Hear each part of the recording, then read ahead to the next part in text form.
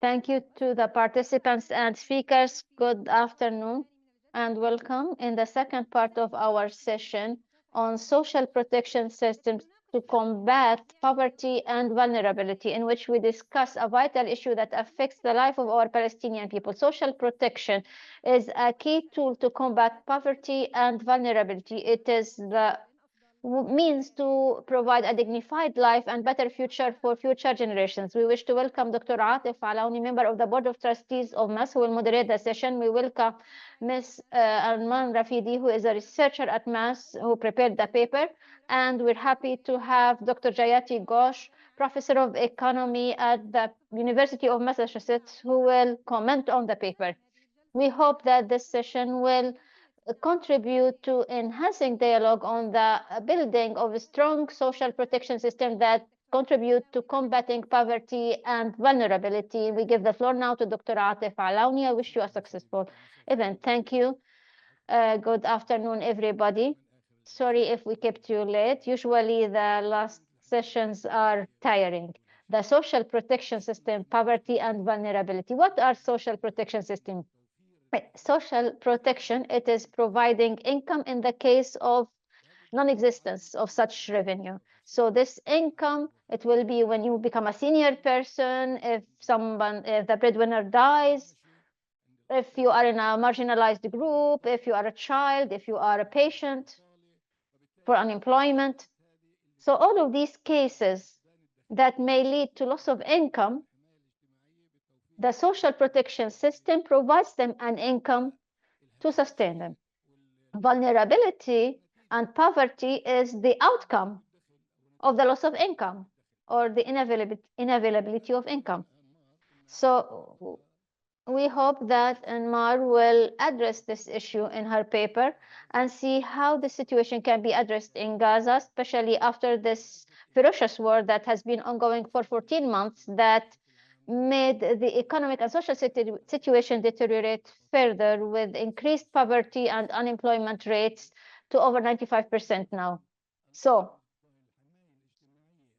what are the social protection systems available and whether they can play a role to combat poverty in Gaza? And if not, what are the other tools that can be used to address this mass poverty? Let's see what recommendations she has to develop a social protection system. And you know that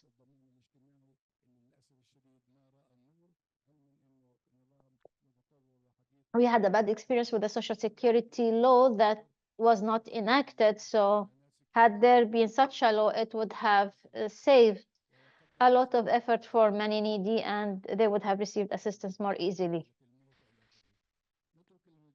Now we give the floor to Anmar, a researcher at MAS. She has 15 minutes to present her paper.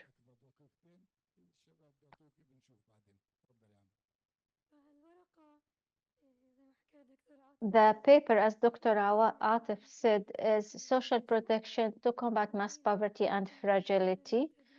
And it comes following the vast destruction caused by the Israeli aggression on the Gaza Strip and its impact on the West Bank.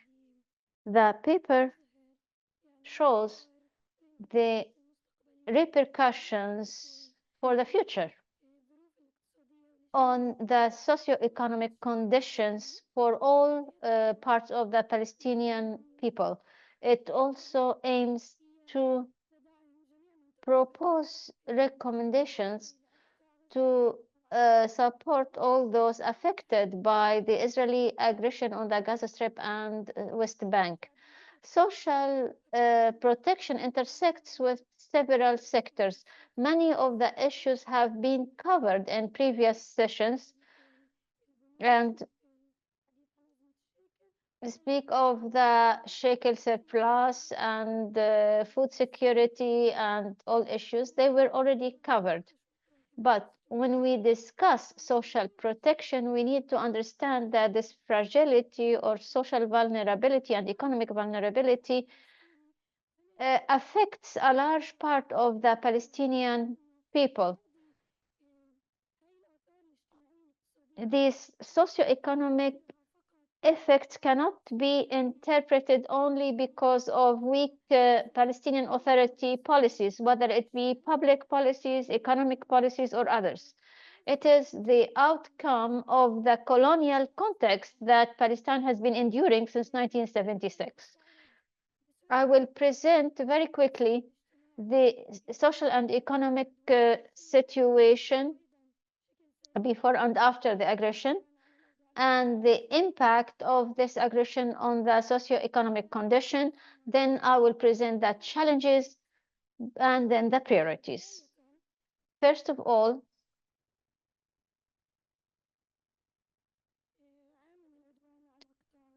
a year of genocide on the Gaza Strip, and it is comprehensive. It has several forms. There is physical destruction of cities, of houses, of many facilities. This does not only show the physical destruction, but it also implies the demolition of the social structure, because this demolition of buildings affects the economic, educational, health, and social structures. So there is scholasticide, sociocide. There are over 44,000 martyrs, and there is an estimate that there will be 100,000 martyrs as a result of malnutrition and destruction of healthcare services, wastewater services, and then the restrictions on mobility. All of this is a socio-side, which is destroying all components of society, including social and cultural components, with the aim of eliminating an entire group of people. And these are the attempts that we have been witnessing in Gaza. In the West Bank, the impact was a bit different. Most importantly, there is expansion of settlement and further isolation and annexation of land from the West Bank, which led to the forced displacement of 4,000 Palestinians, especially those in Area C. Also, there are closures and movement restrictions on the mobility of individuals and goods, which led to a deterioration of many sectors. The first economic impact was stopping the permits that were issued for Palestinian workers in Israeli settlements and in the area occupied in 1948.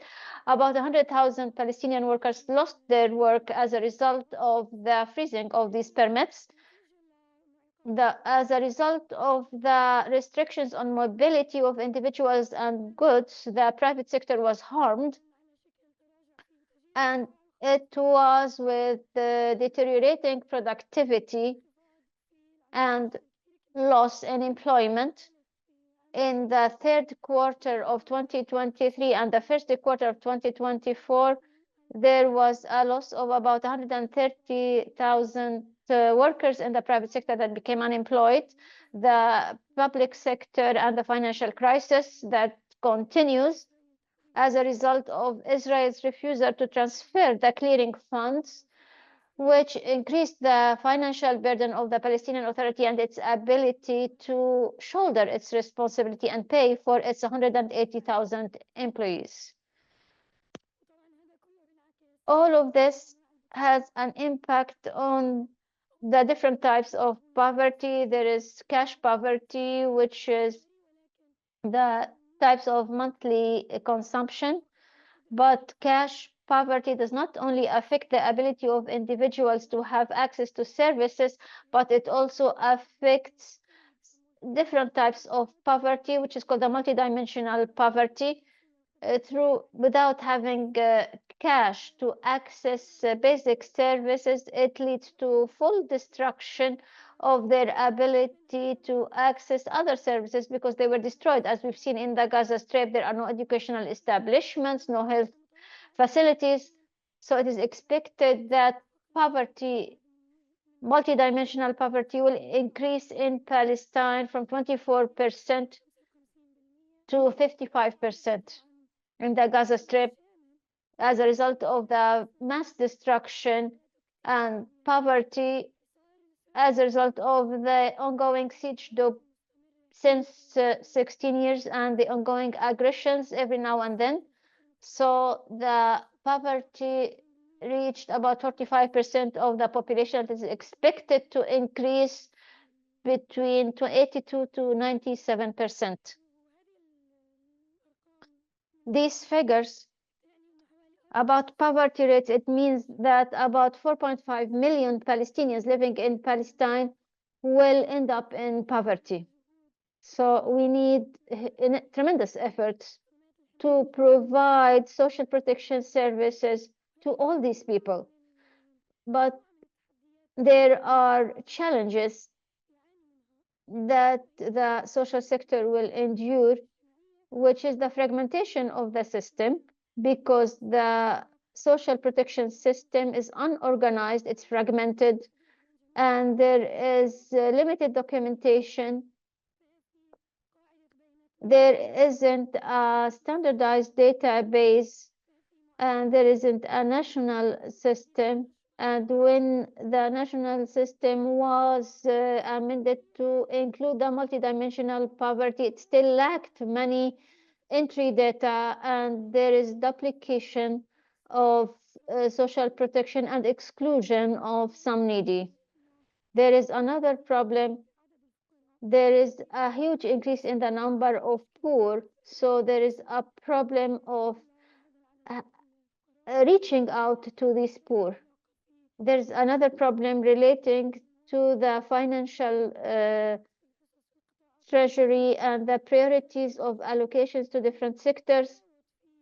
There is a variation in the share, the budget share to the different sectors. For example, the sectors that can contribute to development, like economic affairs, that is Ministry of Agriculture, Ministry of Labor, Ministry of National Economy, Ministry of Empowerment, receive the less than 6% of the total budget in 2024 compared to other sectors which are not associated to economic development, like security sector, which receive 21% of the citizen budget.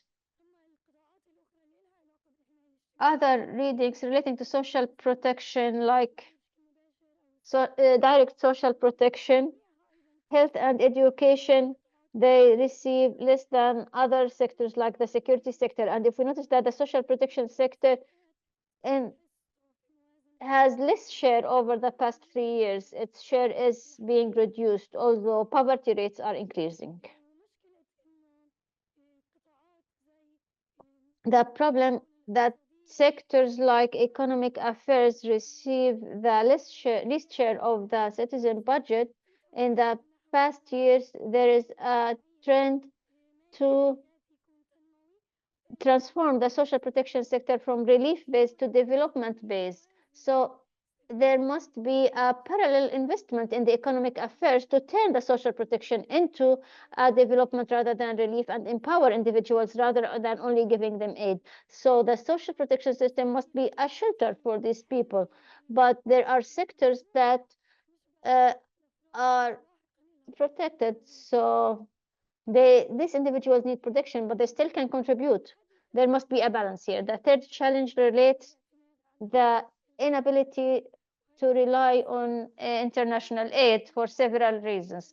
Because reliance on aid provision as a main source to finance social protection makes this sector unsustainable, because there are usually changes in the donors' policies, and it's been decreasing over the past years. So if the social protection programs depend by 45% on external aid, which is being cut, this affects the ability of these programs to provide the protection needed. And this is what is happening in the cash transfer program. In the past years, instead of 4 transfers, the poor received only 1. And also the social protection system is unable to provide this protection because of the Israeli measures. In the past year, in the Gaza Strip, we've seen closure of borders by the Israeli occupation, which prevented any in-kind assistance to arrive into the Gaza Strip. We've seen that even when aid arrives in Gaza, there is direct targeting of the humanitarian workers and local organizations. So the social protection system under the Israeli occupation will depend on how this occupation reacts and how it deals with the different agencies providing this protection. The main challenge on the long term is to have sustainable productive systems that can provide social protection system, and was discussed during the second session when we spoke of food security. For example, now there are about 180,000 workers who used to work in the settlements of the occupation state, and they lost their jobs. So we can easily provide them with job opportunities in the productive sector like agriculture. But under the Israeli occupation and the pressure it exercises on agricultural land and its control of other resources and the policies governing the Palestinian economy, so it is not that easy to have sustainable productivity that is capable over time to provide revolving funds for development that can provide protection to the Palestinians by providing dignified source of living and so on. So as we mentioned, this relates to the Palestinian policies as well, although the Israeli occupation is the main reason behind the development and social problems. The productive sectors received tangible investment as we've seen. So this weak budgeting for economic sectors by the Palestinian Authority is also a reason behind the weakness of this system. For workers in the private sector, they do not have protection in their work in the private sector. They do not have salaries that can meet the needs generated by the inflation.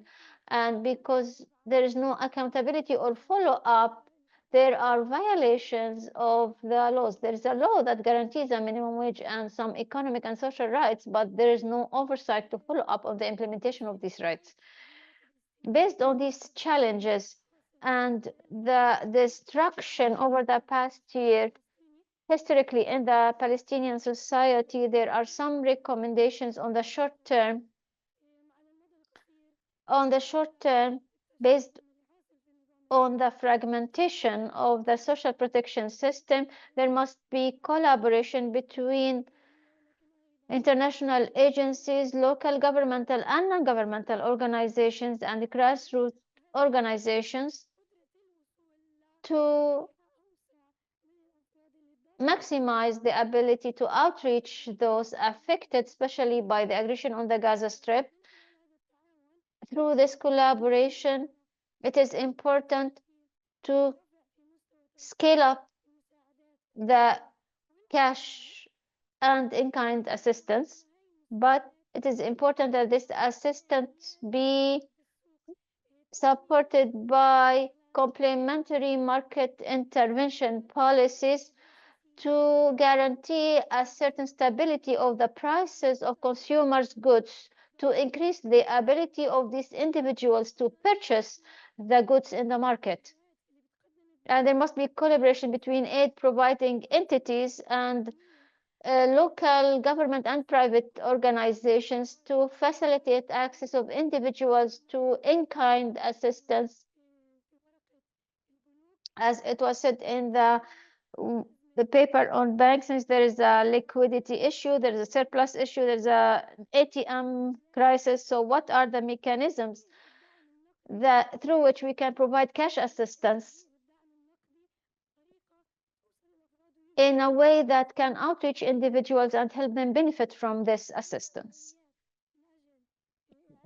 So the priorities to rebuild a sustainable social protection system, we need to review the budget and the allocations to the different sector to work on the sectors that can facilitate sustainable development and economic empowerment to lead to social protection for the Palestinian people. It is necessary to review the budget, but also create mechanisms to provide cash for work in the most affected societies, for example, in the camps of the West Bank, in Jenin and Tul Karim and Nablus, and in Area C, but to complement these cash assistance, it is necessary to create job opportunities and to overcome the demolition that took place. We need to create job opportunities for workers and provide services by providing food ratio and other assistance. There must also be sustainable productive systems that guarantee emancipation of the external funding and reduce reliance on international aid, and by building the Palestinian production capacities and start focusing on agriculture, because this will not only create job opportunities, but also will ensure sustainable food security even under restrictions. Thank you. Thank you, Anmar. Anmar focused on social protection succeeds more through economic development, employment, and it comes as an outcome of these efforts, in addition to the need to have full coordination among all stakeholders providing aid. Now we give the floor to Dr. Jayati Ghosh. The floor is yours. Thank you very much. And it's really an honor for me to be invited to this symposium. I want to first of all express my solidarity with all of you in this very, very tragic and difficult time, but also pay tribute to your courage and resilience. And I do believe that this symposium is an example of that, of how you can continue to think of ways forward in what would otherwise seem to be an impossible situation. I also want to congratulate Anmar on this paper. I think it's an extremely good paper because it has a very holistic approach. And she's recognizing, in a sense, she's internalized what Mariana was talking about in terms of having a holistic approach with a sort of recognizing the interrelationships between the different sectors. It seems to me right now, given the massive difficulties, constraints, and complexities that the Palestinian economy is facing, that definitely survival is key. And social protection is an essential part of that survival. And as many speakers before me have said, part of that survival definitely requires international solidarity, not only from donors of aid and so on, but international solidarity among all of the people of the world to put an end to this war and to actually bring about some peace. But it is also clear that for Palestine, you do have to move away from an aid-dependent economy, and that includes for the needs of social protection. So I want to look at some of the points that Anmar raised, which I think are extremely important. You've identified several areas in which social protection is absolutely necessary, and food is the most obvious one. The lack of food security, especially in Gaza, but I think also affecting many people in the West Bank. But of course, the famine and starvation policies of the occupying power in Gaza are primary in this. The employment losses and the lack of employment security is another very major part. And then, of course, there is the traditional social security, which our chairperson has just mentioned in terms of the inability to earn for other reasons, whether it is old age or sickness or any other disability. When we're thinking of these, we cannot think out of the fact that you are facing, that essentially you are in an economy under occupation, and it is a multiple dimension occupation. It is, as Anmar has pointed out, and as has been clear throughout, it affects very many sectors of the economy and is a huge constraint on public policies, particularly also in the fiscal domain. So how do you get around that to provide the kind of social protection that Anmar was pointing to? I think, first of all, you have to recognize that immediately cash transfers may not be the best option, especially in situations where there is no physical availability of goods. And therefore, you have to think of in-kind transfers as much as possible in specific situations where the actual physical availability of supplies is limited. But yes, cash transfers also are important and are likely to become much more important. There are also possibilities for the kind of cash for work schemes that you have mentioned in health, in education, in the wash services, etc. Employment schemes can play a very important role. How do you finance these schemes? And here I want to just hark back to the discussion on monetary policy that was shared earlier in this symposium. It seems to me that given the constraints of both monetary and fiscal policy, because of that multidimensional occupation by Israel, you have to innovate. In other words, the PNA has got to innovate. It's not just innovation by the private sector that the PNA has got to encourage, but the PNA itself must be innovating in terms of how it provides these services. And I'm thinking back to other economies in crisis, where in fact the absence of monetary sovereignty led to new innovations in terms of coupons being created. We have seen this in Greece during their crisis, instituted by Yanis Varoufakis. We saw this in Argentina during their crisis, where provincial governments started issuing coupons, which could be exchanged for goods and services that would be, in a sense, guaranteed by the state. So maybe there is a case for funding a range of social services that do not require imported components necessarily, through coupons that are quasi-money, if you like, quasi-liquidity, that would enable some expansion of economic activity, some improvement in both food security and employment security. Specifically on food security, I think Anmar makes the very important point of stressing local production. But of course, local production is hugely inhibited by water. And Mariana has already talked about water, but the problems faced in Palestine are much greater. And we saw that in the agriculture session, that there is absolute removal of access to water, and there is control over major water sources that prevents even the possibility of agriculture. Once again, there is need for innovation in these. Across the world, we are seeing more and more countries attempting to work out new drought-resistant forms of agricultural production, which really mean the minimizing of the use of water. And there is huge scope for sharing that kind of knowledge, and for the PNA also to be encouraging that kind of innovation to actually adjust to this fact that, yes, water supplies are constrained, are curtailed, and we can complain, we can demand that they be reinstated, but until then, what do you do?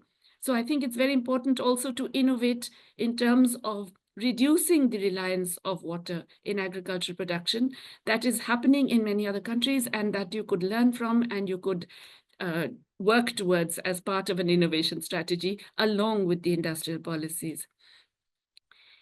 In terms of the public works for restoring infrastructure, this is a huge thing. And I think, we've already heard the estimates of the number of years it would take just to clear the rubble, and the kinds of billions and billions of dollars that would be required to bring back even a fraction of the infrastructure that has been destroyed.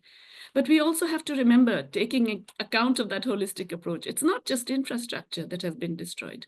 It has also been loss of skilled people, the actual killing of skilled people, especially in health sector, especially in education. And so there is a recognition of major, major losses, not just in terms of the buildings and the amenities and the utilities, but also the people who are required to enable minimal social protection and to enable minimal social policy. So I think that combination of very large scale unemployment and a loss of skilled people, again, requires innovation by the PNA in terms of how to match and raise particular kinds of bringing together of available skilled labor in many cases with the needs of rebuilding an economy that has been so utterly destroyed. I do believe, I think, what has really impressed me throughout is that so many of the presenters have seen this incredibly horrible crisis as also an opportunity for doing things and moving forward in a different way. So I do believe that there is a huge potential, given the extraordinary resilience of the Palestinian people and the ability to think forward in the future. We recognize the constraints. There's occupation, there's government finances, there is the orientation of the government, there's the loss of the infrastructure, and there's the continuing imposition of uncertainty, shall I say, that you never know whether what you have done is then going to be attacked the next day. Despite all that, I do believe that if you take an approach that says we are going to figure out ways of moving around that barrier rather than trying to just, bash our heads against it, that there are ways of shifting away from a complete reliance on the tax revenues that are withheld by Israel, or on aid, or on foreign exchange, towards these new ways that have already been talked about in industrial policy, that I believe can also be encouraged in terms of cultivation, specifically with regard to reducing the dependence on water, and that can also be done in terms of utilizing your available skilled labor in ways that would enable you to actually reinstate many of the social policy programs that have been destroyed. But once again, I do want to congratulate you for this, and I think really it gives me hope that there is going to be a much better future for Palestine soon.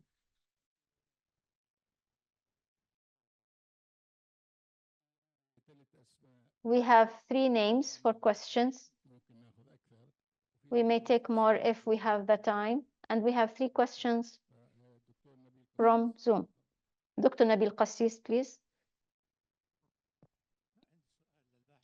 I have a question to the researcher. I don't want that answer, but we always speak of the need to provide social protection.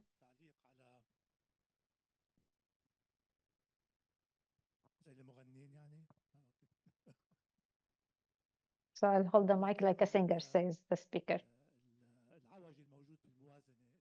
How can we adjust the public budget and see the share spent on security? Probably in order to satisfy my scientific curiosity, we don't have fleets, we don't have armed forces or any defense forces. How much of this security budget goes for employment? Because if there is any rationalization of the security budget, this may increase unemployment. So we need to detail this share for security budget. It's not like we can cut these expenses. Large countries spend on security because they have armies. We have to give you details on the budget, Dr. Nabil. We will give you details of our land, sea, and air fleets, says the speaker. We are a poor nation in money, but we have brains. And these brains are not only for young people or senior people. There are children, 12 or 13 years old, who have innovations and inventions. Who adopts them? Who follows with them? Do they have to talk to the US and forget about Palestine? I don't want a brain drain. Yes, go and be educated in anywhere in the world, but come back to Palestine and build Palestine. Why are you working outside? Come back to Palestine and build it. The question of poverty as well. Someone is standing in a one-room house. Do I have to pay property tax for this as well? Why? No, there isn't property tax on this. No. You pay 20 dinars. It's called education tax. So if someone has a piece of land that's close to a settlement, and this is exempted from taxes, you don't pay taxes. No. Ask me about taxes. All agricultural land that are outside Palestinian municipal boundaries do not pay taxes. This is municipal land.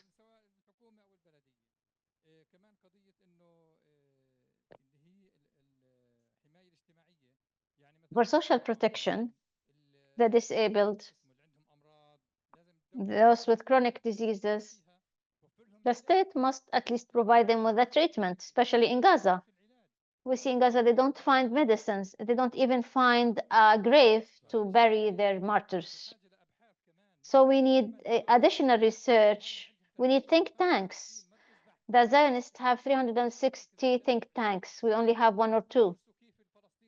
They study how the Palestinian speaks, how the Palestinian from Lud city speaks, and so on. This is not social protection.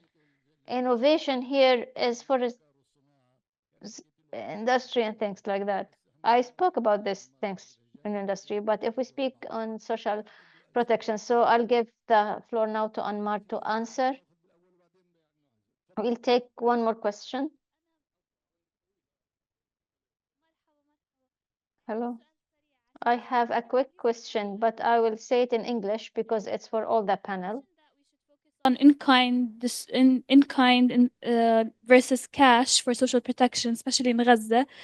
The issue right now is that it seems that both in-kind and cash are not good solutions for social protection in Gaza, partially because cash, we have an issue of old money and wear and tear, and not being able to give them new money to use, and also because of the scarcity of products in Gaza and money means so little.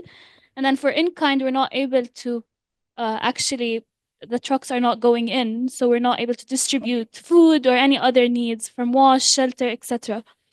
And we've been discussing innovation that's based on problems and finding solutions. And my question would be, what is a new way of social protection that we can come up with that works for Gaza, that's not in kind or cash, without ruining the markets and kind of feeding into the issue of black markets in Gaza. شكرا. دون الجهة تفضل.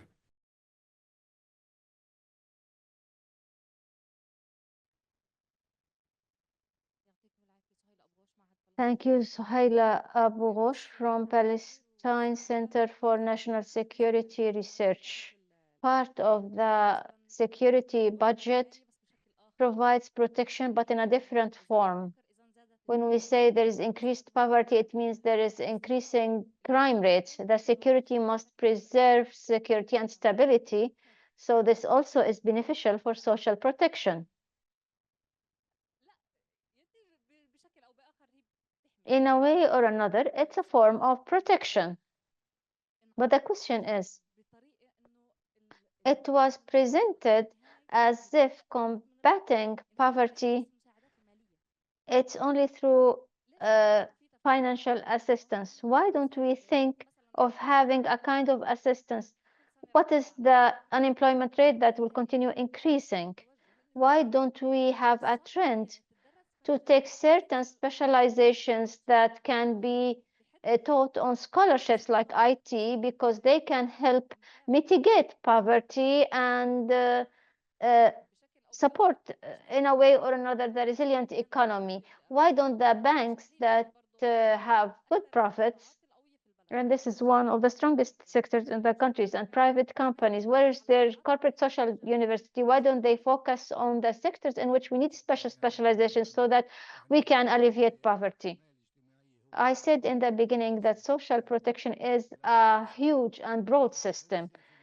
But in Gaza, for the time being, unfortunately, it's only limited about food and cash assistance. And even these cannot be delivered or distributed with fairness because of lack of coordination and occupation intervention, in addition to the small part of assistance that is provided by the Ministry of Social Development through its budget. So it is not a social protection system. It is a small intervention, and it's a very minimal part of a social protection system, but we have to do it for Gaza. I have quick comments. I am Mariam Alqam from Carter Center, Policy Advisor. What was done and the analysis is good, but they cannot be transformed into action plans and political decision making. Without a real political decision, I believe all the studies and analyses will remain stuck. I don't want to be pessimistic, but since 1991, there is this gap between studies and decision makers. Now, Palestinian intellectuals became too elitist. They have an elitist analysis without any strategic plan. Regarding human protection, what is needed is the responsibility of the international organizations. They are here because part of their mandate is to provide this protection, especially for people in Gaza.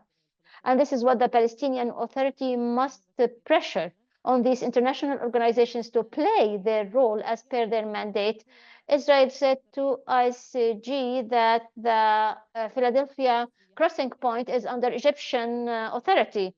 So how can the Palestinian Authority exercise pressure to highlight the situation and have the international organizations play their role? Now we go back to the researcher and then the commentator.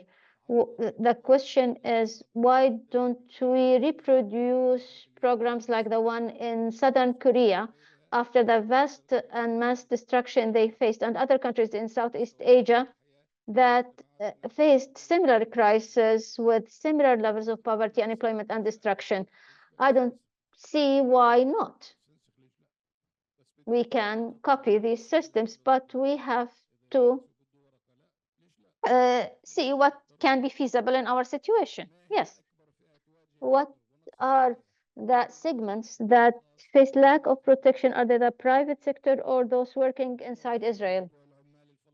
If we don't have Palestinian workers inside the Green Line, they are not part of your symposium, but this is one of the most sensitive issues for the Palestinian economy. Thank you for your paper. These are the questions read from the chats. We hope that they will be covered in a next symposium, that they will have an alternative job.